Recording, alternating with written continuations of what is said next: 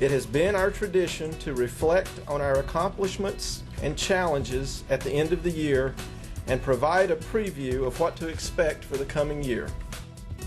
We're joined here today with Chair of the Board of Commissioners, Tony Gurley.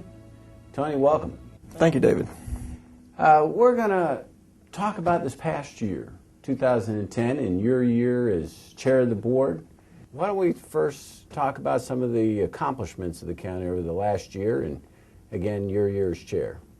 Well, I'm looking back on lots of accomplishments, lots of challenges. One of our greatest accomplishments, though, I believe, was getting started on the new Justice Center, the new courthouse that's being built downtown. There's not very many times that as a commissioner you're able to work on a project that will meet the needs of residents for 50 years. That's what this new courthouse will do. And that's probably a project you've seen from the beginning. You've been a commissioner for 8 years. 8 years now. Mm-hmm. And so you've watched that all the way through from the planning process, so it probably feels pretty good when you see the steel going up. And it'll be very nice to cut the ribbon and open it, so I'll actually get to see that as well. Right. And we saw about a 9-month delay in construction because of the economy. So that's a project that has been started, stopped, and started again. What other achievements come to mind when you think of the last year, 2010? The most difficult task, I guess, that we tackled was mental health reform. The state letting us know they're closing Dorothea Dix Hospital, that they're going to impose a mental health reform on North Carolina that has not succeeded. I don't think you'll find anyone that says that it has succeeded. And yet, we were tasked as a county with coming up with services for our residents without relying on Dorothea Dix Hospital. And to do that, we came up with the Brook campus. We just dedicated that campus a few weeks ago. It will be a crisis and assessment center and a alcohol and drug abuse treatment center for Wake County residents. So while it does not replace Dorothea Dix Hospital, it does provide us with a component of care, and that's what we're trying to do, is to provide that continuum of care in the community for mental illness. It is a great step forward for the citizens of Wake County.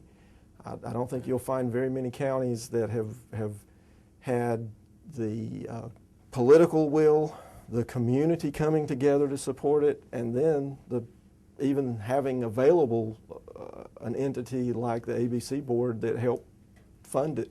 The commissioners get a lot of credit when you, and I don't know that all the citizens always know what the county's doing in mental health reform, but not only the new campus, but the investment with Holly Hill, a public-private partnership for 44 beds. And so I do think we're well positioned. As well as possible. Yeah. And though we still look to the state to truly implement mental health reform, if that's what's been promised to people, there's a long way to go before that's accomplished. You've touched on the economy a few times, and I think that is on most people's minds.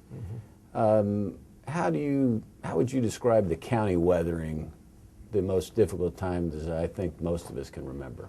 We've had 2 years going on a third year of declining revenues, when previously we've never had even 1 year of declining revenues. Now, part of that is that the Board of Commissioners chose not to raise taxes to increase the county revenues when the public's in a recession, and I fully support that. I do not believe the county should be raising taxes on people during a recession, but it has forced us as a county to take some rather drastic actions, and those drastic actions are prioritizing our spending. If your income, the revenue, the taxes that we bring in are not increasing, our services, our population is increasing, our services are increasing. So we really have, over the last 2 to 3 years, had to prioritize the services that are being provided to make sure that the things that we must do are being done. Looking ahead a little bit, so the challenges for the upcoming year, what first comes to mind when you think of the upcoming year? It's the economy.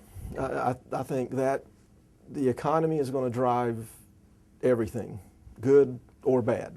I mean, the economy could really hurt us, and the way that it could hurt us the most is if the state chooses to balance their budget by forcing a lot of costs and services without money down to the county. That, I guess, is the greatest fear I've got of the near future. I think that Wake County, though, as a whole and as an economy within this general area, is well poised to take advantage of a recovering economy. When the economy does start coming back, all indications from people who supposedly know are that we will be one of the leading counties to lead us out of this recession. And I'm certainly looking forward to that. I'm with you on that one. In fact, the sooner it can get here, I'm all for it. Absolutely. All right. Any other thing you think of the challenge? Because I do think the economy's first and foremost on people's mind, but once you get beyond that, education. I think okay.